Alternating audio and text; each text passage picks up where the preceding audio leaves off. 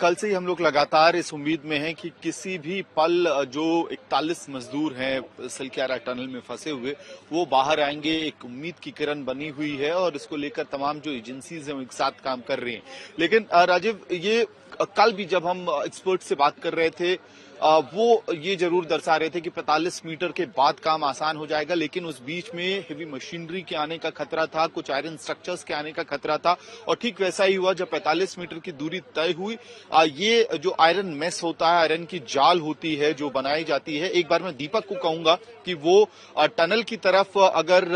Camera zoom करेंगे तो आपको समझ में आएगा कि आखिरकार किस तरह से जो गोलाकार ये टनल का साइज है, इसको बनाने के लिए, इसकी बिल्डिंग को बनाने के लिए पीछे लोहे के स्ट्रक्चर्स को इस्तेमाल किया जाता है और फिर उसमें कंक्रीट भरा जाता है और ये कई बार किया जाता है। तो आप अगर देखेंगे, अभी दीपक का कैमरा जूम कर रहे हैं, ये जो ओवल स्ट्रक्चर दिख रहा है इसके ऊपर असल में आयरन की पूरी एक स्ट्रक्चरिंग होती है, उसमें आयरन रॉड्स को लगाकर तैयार किया जाता है और कंक्रीट भरा जाता है और ये कई बार किया जाता है ताकि ये बिल्कुल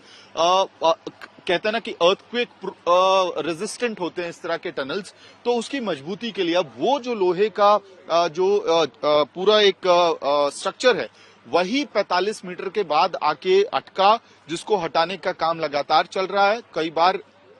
एजेंसीज को सक्सेस मिल रही है तो कई बार फिर से वो प्रॉब्लम रीअकर हो रही है। अब इसकी वजह से तकनीकी एक समस्या ये है राजीव, कि जब तक वो आप कंप्लीटली हटा नहीं लेते हैं, जो आयरन स्ट्रक्चर है उसको खत्म नहीं कर देते हैं, तब तक आपका ऑगर मशीन आगे नहीं बढ़ेगा, क्योंकि ये ब्लेड्स बहुत पावरफुल हैं। लेकिन अगर कोई ऑब्स्ट्रक्शन इस तरह से आता है तो खतरा उसमें ये होता है कि वो ब्लेड्स टूट भी सकते हैं। और अब जिस मुहाने पे पूरा रेस्क्यू ऑपरेशन है, बिल्कुल अंतिम चरण है ये, तो यहाँ एजेंसीज कोई रिस्क नहीं लेना चाहती है। पहले ही हमको सूत्रों ने कल बताया था कि अब जो स्पीड है रेस्क्यू ऑपरेशन टनल बनाने का, उसको बहुत ही स्लो कर दिया गया है। बाकी जगह जो काम चल रहा था सब कुछ रोक दिया गया ताकि कोई सेस्मिक मूवमेंट ना हो, वाइब्रेशन एक्स्ट्रा क्रिएट ना हो, जिसकी वजह से फाइनल लेग में कोई परेशानी ना हो। तो अब